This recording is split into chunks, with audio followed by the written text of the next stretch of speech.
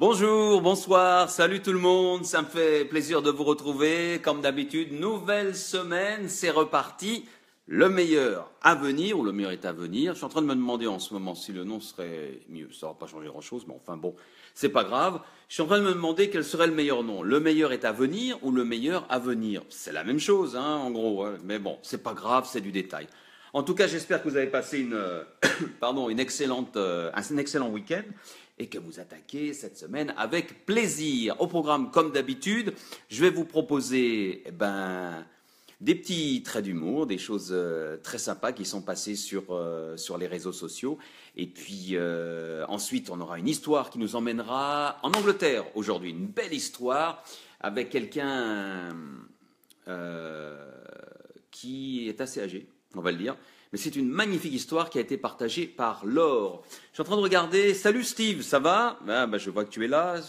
Want to know who's watching your live videos? Swipe left to see your viewers. Alors si je fais left. Ah, d'accord. Sigyn est là. D'accord, c'est comme ça que je fais. D'accord. Ah oui, d'accord. Je suis en train d'apprendre en même temps comment ça fonctionne. Hein. Voilà. Comment vas-tu, Sigyn? Mouah, je te fais de gros bisous. Des gros bisous qui vont t'emmener tout au long de cette semaine. Allez, on y va. Ouais. C'est bien. Moi aussi, j'ai passé un excellent week-end. Il fait un soleil magnifique ici à Albi. Il fait chaud même, on va pas hésiter à le dire. Salut Maribo. Hello son chou. Je suis le chou de personne. Salut Martine, tu vas bien? Salut Vivou. Tout le monde arrive, c'est bien, c'est sympa en tout cas. Bon, comme je disais, salut Séverine. Bonne chance pour ton bouquin, d'accord? Tiens, si tu as le lien, n'hésite pas à le mettre dans les commentaires.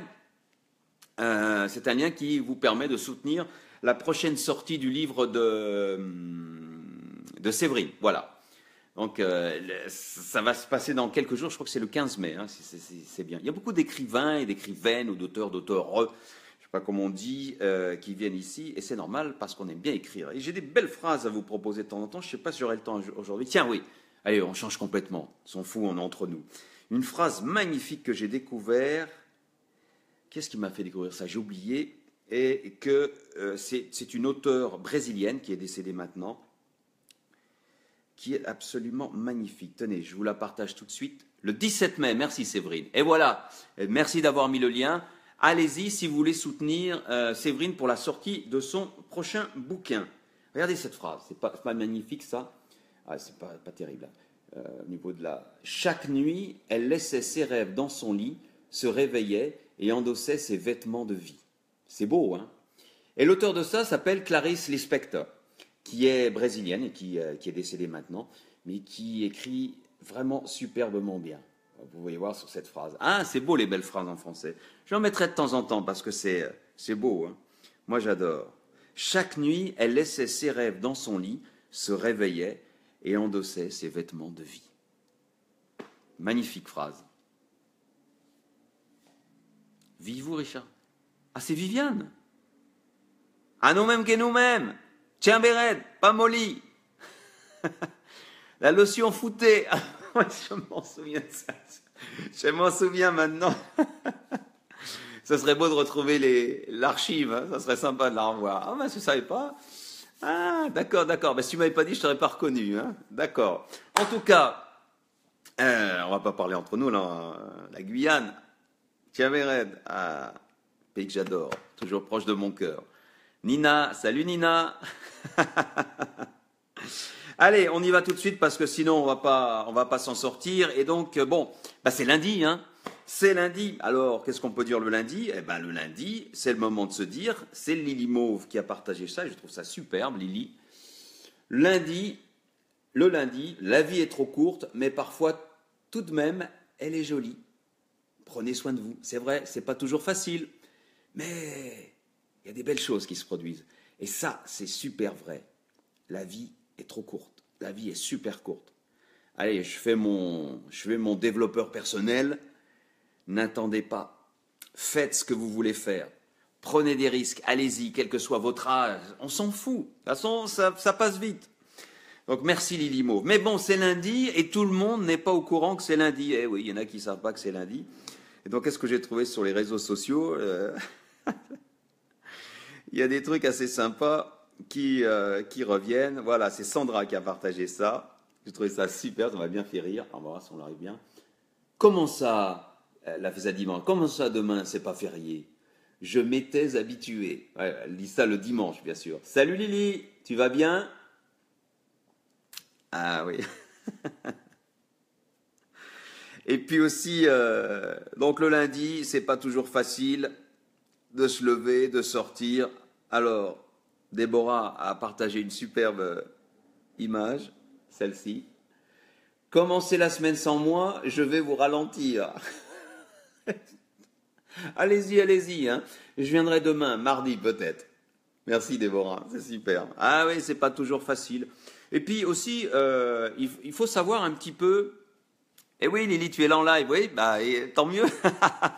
Tu vas pouvoir réagir en direct. Salut Mireille. Bonjour tous. La vie doit être vécue de suite. Demain ne sera peut-être pas. Exactement. On ne sait pas ce qui va nous arriver demain. Alors, d'avoir été prudent, d'avoir pas osé prendre de risques, d'être resté dans son petit cocon. Ça servira à rien si on traverse la rue. J'ai une bêtise, on traverse la rue, on se fait écraser par une voiture. Bien sûr, j'espère pas ça, mais c'est exactement ça. Estelle a partagé quelque chose de sympa. C'était pour ce matin. Heure locale, 7h14. Ressenti, 4h07. Salut Morgane. Salut Steph, ça va? Et n'hésitez pas à partager la vidéo. Il y a un bouton quelque part sur votre écran. Partagez le live, ça me fera très plaisir et ça me permettra peut-être de faire plaisir à d'autres personnes également. Donc, ce serait bien de le faire, hein, soyez sympas. Alors aussi, là je m'adresse un petit peu à eux. Comment appelle-t-on un mec qui fait le ménage et la cuisine sans se plaindre? Ah, je voulais l'enlever, je ne voulais pas vous le montrer. Ah, Steph, tu es rentré? Ça y est? Ah oui, c'est vrai, j'avais vu, tu avais fini. Je ne voudrais pas m'interrompre. Ah oui, un célibataire. Bon, c'est raté, hein, je m'interromps. Je voulais parler à Steph, parce que Steph, je la connais bien. Comment appelle-t-on un mec qui fait le ménage et la cuisine sans se plaindre? Ah oui, un célibataire. C'est excellent, c'est excellent. Bon retour en France, Steph, hein. J'aurais voulu en savoir plus, Steph, parce que tu as dit que tu as trouvé quelque chose là, tu as tu as remercié pas mal de gens, tu sais, dans un dernier post, dans des statuts, et on savait pas, j'avais pas bien compris ce que tu allais faire, mais tu avais trouvé ta mission, et ça c'est génial, je vais te le dire.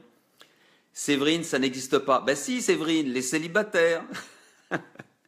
Donc les célibataires, parfois on vous demande quel statut vous avez dans la vie, alors est-ce que vous êtes marié, machin chose. Alors c'est pas toujours facile de répondre, mais Estelle a la réponse qu'il vous faut. Situation sentimentale, célibataire, en couple, fiancé, non. Une fois j'ai eu un poisson rouge, mais ensuite il est mort. C'est terrible. Ah, la vie elle est riche. C'est dommage, le petit ninja Hugo, il avait un poisson rouge et il est mort, le poisson rouge. Eh oui, il est mort. Il fallait lui expliquer qu'il était mort. On lui a dit, il est mort. Il vit plus. C'est fini. C'est terminé. Et ça a été bien, ça s'est passé il y a à peu près 2-3 semaines, ça a été bien parce que ça nous permet je ne sais pas si on fait bien ou mal, on fait du mieux qu'on peut en tant que parents, mais ça nous permet... Merci à toutes et à tous pour le partage de la vidéo. Oui, je t'en dis plus très vite. Très bien, Steph. Oui, merci de partager la vidéo, c'est super sympa. Et donc, le Hugo, le petit ninja, on lui a dit, il est mort, il est parti. Il ne va plus se relever, c'est fini. Il a eu son temps de vie. J'aurais envie de lui dire, la vie, tu vois, elle est courte, mais bon, il est un petit peu jeune. Mais c'est bien parce je ne sais pas si on a fait bien ou pas, mais on lui dit, vraiment, il est mort. Et la notion de mort, pour lui, c'est encore très vague. Mais il commence à comprendre, parce qu'il nous a dit, mais il est là, telle chose, il est mort. Alors qu'on peut le guider un petit peu. Et ça va, il n'a pas pleuré non plus, c'est juste un poisson rouge, donc voilà. Et puis si vous êtes célibataire, on revient aux célibataires, il y en a qui font la fête, même si vous n'êtes pas célibataire d'ailleurs. Et Marie, salut Marie, Marie dans la piscine, a partagé ce statut que j'ai bien aimé. Apparemment, j'ai passé une super soirée hier, je finis de lire le rapport de police et je vous raconte. Merci Viviane d'avoir partagé. Merci Nina et à tous les autres et toutes les autres qui ont partagé. C'est super sympa. Vous êtes géniaux et génial. Voilà. Quoi d'autre encore? Oh, un petit peu de politique, un tout petit peu, hein, parce que là on a une dose. Hein. C'est le roman photo, c'est la belle vie, c'est comment on pourrait dire, c'est vraiment le conte de fées, c'est Paris Match, c'est tout ce que vous voulez à la télé. J'ai rien regardé.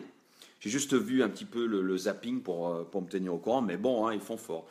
Mais c'est bien, hein, moi j'ai dit, il faut respecter, comment il s'appelle, Macron est le président, donc il faut le respecter. Je n'avais pas voté pour lui, mais c'est pas grave, hein, au premier tour.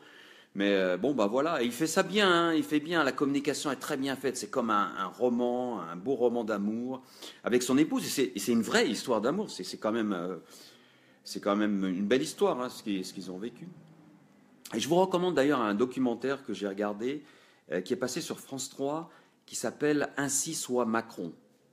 Un superbe documentaire qui raconte, il y a eu plein de documentaires sur lui, soudainement, vraiment la communication était bien faite, hop, vacciné. Parce que là, Macron, qu'est-ce qu'il faut qu'il fasse? Il faut qu'il plaise au maximum de monde, parce que les législatives arrivent le mois prochain. Et il faut qu'il ait une majorité. Donc ça y va à coup de documentaire, de tout est beau, tout est bien, et c'est normal. Hein, et il continue sa communication audiovisuelle, on va dire. Mais là, ils ont fait fort quand même. Hein, et c'est très très bien fait. Moi, j'aime bien. J'aime bien dans le sens marketing. C'est très bien fait. Mais enfin bref, pour en revenir à tout ça, je ne sais pas si vous avez vu la cérémonie du 8 mai lorsqu'il était avec Hollande. Il y a une image que je voulais montrer que j'ai ratée, et Fadila l'a eue. Alors c'est cette image-là. Voilà. Et cette image, c'est pas pour eux en fait. Ça, ils se sont regardés. On aurait dit qu'ils allaient s'embrasser ou un truc comme ça. C'est pour eux deux là. Là, les deux là derrière. Cette image géniale. Surtout avec ce commentaire. Arrière-plan. 2 snipers en embuscade. Valls est placé. Il va falloir beaucoup de patience et de courage à Emmanuel Macron pour gérer les égos. C'est de se placer tous les deux. Elle était excellente cette photo. Et puis, il y a eu pas mal de dessins qui sont passés pour la passation de pouvoir. Hein. Je vais vous en montrer quelques-uns. Pas mal celle-là. Voilà les clés, fiston. Les clés du scooter. On peut s'en donner à cœur joie. Hein. C'est le moment, il faut en profiter. Alors, une autre, un peu différente. Flamby laisse la place à tout en Macron. Bonne chance, fiston. Ouais, c'est pas mal. Qu'est-ce qui a fait ça? Ah, j'ai pas eu le temps de voir, tant pis, c'est pas grave. Et aussi une autre, un peu pareil. Passation de pouvoir, je suis prêt. Flamby. Hollande qui part en vacances. Enfin, un tweet de François Hollande. Julie Gaillet, c'est fini, va sur booking.com, on se casse, yeah. Le tweet de François Hollande, c'est info, hein. Bon, je n'ai pas besoin de vous le dire. Hein. Et puis c'est tout. On va s'arrêter là et on va passer à l'histoire du jour. Ouais. Alors, histoire du jour. On va dans le Somerset, en Angleterre. On va en Angleterre dans une maison, Mireille, saturée de politique. Elle nous sort par les oreilles. Oui. Il ne faut pas regarder, tu fais comme moi. Hein. Moi, j'ai pas de télé déjà, donc je risque pas de voir les directs. Je peux voir ça sur une tablette ou sur mon téléphone. Hein. Mais il ne faut pas regarder. Tu regardes pas. Et si tu es sur Facebook, tu zappes. C'est tout ce que je peux te dire, hein, parce que sinon c'est un peu difficile. Maliphant Abbey. On va à Maliphant Abbey, c'est un lieu de maison de retraite pour personnes âgées. Une histoire partagée par Laure, que je remercie encore, elle m'a signalé cette histoire. Et là, il y a un jeune garçon qui s'appelle Sam, il a une vingtaine d'années, un peu plus, 25, et il vient travailler donc dans cette maison de retraite. Et bien sûr, c'est pas gai. Hein. Les maisons de retraite, c'est quand même assez difficile. Je ne sais pas si vous avez eu l'occasion de travailler ou de visiter au moins. Moi, j'ai eu l'occasion de faire du volontariat dans une maison de retraite lorsque j'habitais aux États-Unis. Et je fais bouger la caméra. Et c'est pas toujours gai, c'est pas facile. Hein. J'y allais pour discuter, mettre un peu d'ambiance. Entre autres, je n'étais pas tout seul, hein, bien sûr. J'y allais une fois par semaine avec les personnes qui vivaient là-bas, les personnes donc plutôt âgées. Et c'est pas toujours facile. Et donc Sam, lui, débute dans ce domaine. Il travaille, il est coordinateur, il doit mettre en place des animations, des trucs comme ça. Et c'est pas... Ah ouais, Viviane, ah ouais, pour rester dans l'humour, je suis le 28 mai au Zénith. Au Zénith de Paris. Waouh, kudos. Waouh, superbe. Seul. Ah, c'est super ça. Bah, tous ceux qui aiment l'humour de Viviane Émigré, vous la connaissez surtout si vous êtes outre-mer. Je ne sais pas si on dit RFO maintenant, non, c'est O. Vous la connaissez, mais je ne sais pas si tu es déjà beaucoup plus connu qu'à l'époque, parce que c'est quand même, ça remonte à une vingtaine d'années, donc je ne sais pas. Je voudrais faire de la pub, mais si tu as un lien, mets-le dans les commentaires et ceux qui regardent le direct ou verront le replay regarderont ça. D'accord? Bah, bonne chance, hein, mais bon, bah, je connais ton humour et il n'y a pas de doute là-dessus. Donc, je reviens à Sam qui commence son boulot et il essaye de faire des animations. Bon, il y a des anciens qui sont contents, d'autres qui sont moins contents. Et puis, il y en a un, il y a un petit vieux qui reste dans son coin. Alors, on lui explique, les aides-soignantes lui expliquent, bah, lui, il est atteint de démence, il perd un peu les pédales et tout. Il est dans son fauteuil roulant, parfois il a ce qu'on appelle, je ne sais pas comment ça s'appelle, vous savez, un walker en anglais, un marcheur, un truc comme ça, pour marcher en avant, mais bon, il reste dans son coin, et parfois il se met à crier tout seul ou à taper sur les murs, etc., sans plus. Et ça l'embête, Sam. Sam, il voudrait bien aider ce gars-là, qui atteint ses 95 ans, un âge quand même certain, et puis, mais il ne sait pas quoi faire. Parce que le gars, là, il est... je fais tout bouger, là, excusez-moi. J'ai cru un moment qu'on était au Japon, parce qu'au Japon, vous savez, les tremblements de terre, il y en a tous les jours. On se dit, tiens, non, on n'est pas au Japon, pourtant on est bien en France. Et donc, Sam essaie de trouver un moyen de dérider un peu plus et d'intéresser Edward. Edward, on va l'appeler Ed, qui a 95 ans et qui est seul dans son coin, qui refuse plus ou moins de participer aux activités. Et pourtant, Ed, il a sa femme qui est avec lui. Ils sont tous les deux dans cette maison de retraite. Sa femme qui a 91 ans, si mes souvenirs sont bons, donc elle est un peu plus jeune. Elle a toute sa tête, mais bon, il reste dans son coin. Et donc, salut Inza, ça va bien? Et il essaye plein de choses. Et puis un jour, il parle avec lui, il lui dit, bah, écoute, Ed, moi, passe-temps, je joue de la musique. Mais qu'est-ce que je fais? Moi, je suis en train de faire bouger la caméra sans arrêt. Mais non, ça bouge pas, c'est les lampes qui bougent. Bon. Je joue de la musique, je joue de la guitare, je joue dans un petit orchestre local. Ah, et là, Ed réagit. Ed le regarde et et Sam sent qu'il y a quelque chose à creuser là. Alors il ne veut pas le brusquer. Et au fil des jours suivants, au fil des semaines, il lui pose des questions, il essaie de nouer le contact. Et un jour, il emmène sa guitare, sa propre guitare. Sam amène sa guitare. Et il explique à Ed, ça vous ferait plaisir que je joue un morceau, que vous voulez que je joue. Mais Ed ne répond pas. Mais il sent bien qu'il y a de l'intérêt. Il a changé un petit peu d'attitude, ses yeux sont un petit peu plus brillants. Alors, Sam commence à jouer des morceaux. Et il sent que Ed réagit aux morceaux. Il y a de la réaction, il y a de la vie qui revient dans le regard d'Ed. Ses mains se stabilisent un petit peu plus, il ne crie pas, il reste plus calme. Et donc Sam se dit qu'il tient le bon bout, mais il amène de la musique, il amène des partitions, il joue des morceaux. Jusqu'au jour où, par hasard, c'est un hasard total, il joue un morceau de Ray Charles, que vous connaissez, Georgia on My Mind. Magnifique chanson de jazz. Et lorsqu'il joue ça, là, Ed tourne carrément la tête vers lui. Et ses yeux s'illuminent. Wow! Là, Sam comprend qu'il a peut-être touché le jackpot ou quelque chose d'important pour ramener Ed loin de sa maladie et le faire revivre un petit peu. Il discute avec Ed, mais vous aimez cette chanson, c'est vrai? Et Ed commence à parler. Bah, il dit oui, j'aime bien cette chanson. Et là, il va comprendre. Et puis, alors, il commence à parler un peu plus avec sa femme. Ils essaient de comprendre. Et il découvre qu'en fait, Ed, cet homme de 95 ans qui est cloué pratiquement sur une chaise et qui peut à peine marcher, était un musicien de jazz. Il a fait toute sa carrière dans un band, ce qu'on appelle un band, un jazz band, et il a joué un peu partout en Angleterre. Il a commencé ça au sortir de la Deuxième Guerre mondiale. Il était basé au Japon, et lorsqu'il est revenu de là-bas, il a créé son propre orchestre de jazz, et il a joué du jazz pendant les 40 prochaines années de sa vie, à peu près. Et il jouait du piano, de l'orgue et du piano. Alors Sam est cloué, il n'arrive plus à jouer de la guitare. Il le regarde, hein? Quand il comprend tout ça, il se dit, mais il faut faire quelque chose. Il faut rejouer. Et Ed lui dit, non, 95 ans, j'ai plus ma tête, les doigts, non, ça va pas, l'arthrose, etc., non. Mais Sam insiste, mais il faut jouer, Ed, il faut essayer au moins. On va ramener un piano, parce qu'il n'y a pas de piano dans cette maison de retraite, on va ramener un piano et on va jouer ensemble.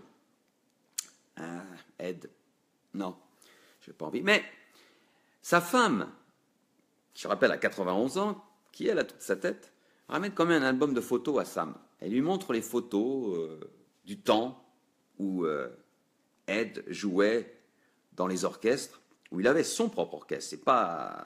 C'est pas un orchestre où il jouait comme ça. Et elle lui montre par exemple cette photo, vous voyez, voilà, une photo comme celle-ci. Et là, c'est Ed au piano, avec son orchestre, voilà, avec ses musiciens. Et Sam est emballé, là. Il dit, il faut que je fasse quelque chose.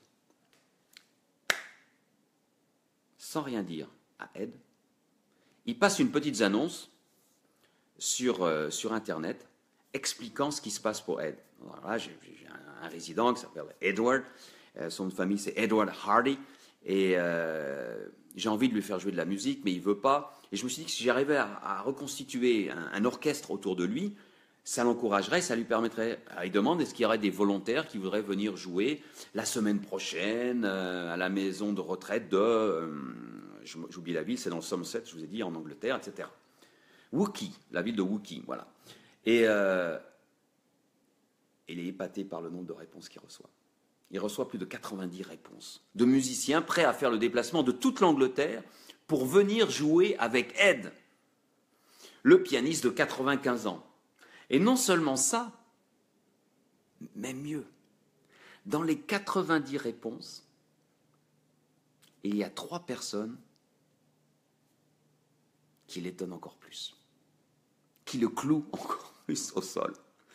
Ces 3 personnes lui expliquent qu'elles faisaient partie de l'orchestre d'Ed, qu'elles ont joué avec lui pendant des années, bon, il y a eu des remplacements, et qu'elles seraient prêtes à revenir pour rejouer avec.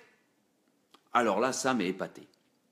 Il se dit, c'est bon, je tiens le bon bout, on va faire ça avec Sam, avec Ed, je vais ramener les musiciens et puis d'autres aussi, on va faire une super partie, on va faire une après-midi thé dansant en jazzy à la maison de retraite, en jazz à la maison de retraite.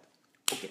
Il explique à Ed le truc, il dit, Ed, maintenant, il y a vos anciens copains qui vont venir rejouer, ils ont envie de rejouer avec vous, il faut que vous alliez au piano. Ils ont ramené un piano, Ed s'avance vers le piano, marche sur son walker, je ne sais plus comment on dit, hein, son truc pour marcher, il sort de sa chaise roulante, et il commence à pianoter, en grognant un petit peu, vous savez comment c'est, cantankerous, et puis d'un coup, bim, la magie opère, comme ça. Il commence à jouer un petit solo de jazz, tout seul. Ça m'a épaté, prend vite sa guitare, joue un petit peu avec lui, et ils font comment on appelle ça, un jam, je ne sais pas comment on dit en français, pas une improvisation, mais ils jamment tous les deux pendant quelques minutes. Et là, Sam sait que c'est gagné. Il organise l'après-midi dansante, il fait venir les musiciens, il met des affichettes un petit peu partout, le concert est publié, et il y a exactement, c'est une histoire qui s'est passée il y a 2 ans. Il y a exactement 2 ans, Ed a pu s'éclater, je veux dire, comme un malade au piano, à 95 ans, en jouant des classiques du jazz, en ayant retrouvé 3 de ses amis, le trompettiste qui avait 67 ans, le guitariste qui avait 66 ans et le batteur qui avait 88 ans. Plus d'autres musiciens parmi les 90 qui sont venus jouer et qui ont passé un excellent après-midi avec Edward au piano. Edward, ici même, en train de s'éclater au piano et qui a retrouvé toute sa... Au revoir Séverine, à bientôt. Toute sa jeunesse, regardez leur regard. C'est pas un regard de quelqu'un qui a abandonné. Il a repris goût. Eh ouais. Sa femme, la femme de Ed, qui s'appelle Betty d'ailleurs, 91 ans, on a pleuré, larmes aux yeux. Tout le monde a pleuré, tout le monde a chanté, tout le monde a dansé. Et Sam aussi, qui a poussé les choses et qui a fait que tout cela se produise. S'il n'y avait pas eu Sam, Ed serait peut-être sorti par la petite porte de la vie, sans sortir de sa démence et de sa vie triste et sa fin de vie difficile. Mais grâce à Sam, Ed a retrouvé, pour quelque temps encore, on lui souhaite le plus longtemps possible, goût à la vie. Et bien sûr, ils veulent refaire des concerts. On les laisse faire, c'est bien pour eux, et c'est magnifique. Voilà pourquoi le meilleur est à venir. C'est pour ça que je vous le dis, LMV, le meilleur est à venir. À 95 ans, le meilleur est à venir. Mais Ed, il a eu pas mal d'années de vie où il s'est vraiment éclaté. Et puis après, il y a eu la descente, la santé qui va mal, etc. Il s'est retrouvé en maison de retraite. Mais le meilleur était à venir encore. C'était pas fini. Et ce n'est jamais fini. Tant que vous êtes en vie, rappelez-vous, la vie est courte, mais elle est là. Tant qu'on est là, il y a de l'espoir, il y a des possibilités, on peut faire quelque chose. Et souvent, ça se joue sur des détails. Parfois, on fait des plans, je vais faire ci, je vais faire ça. Et parfois, c'est des détails. Et moi, je dis toujours, il faut se lancer, même si le plan n'est pas parfait. Faire un petit pas et y aller. Qu'est-ce que vous en pensez? Je vous laisse réfléchir à tout ça. Merci Lily. Oui, une belle histoire hein, qui a été partagée par Laure, que je salue encore une fois. Merci, parce que moi, ça m'a... Ah, j'ai fermé mon truc là. Moi, elle m'a épaté, j'ai voulu la partager tout de suite. Ouais.